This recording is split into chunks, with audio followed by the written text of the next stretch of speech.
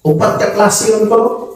Adunay tao o adunay binhi nga nahulog sa sampinitan o sa dihang nitubo ang sampinit natabunan katong mga binhi o namatay. O matod pa ni Father Paulo, katong sampinit, mo katong mga problema, mo katong mga tao nga nagpanglimi pa sa ilang mga katigayunan.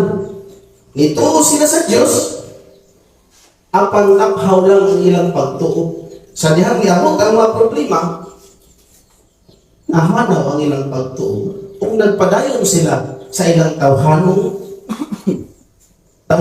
kinaiyan. Nalintan nila ang pulong sa Diyos. Kung ano lang sa binhi, nga nahulog dito sa kabatuan. Kung nasayod ta, nga kining kabatuan, di man kaayo tubo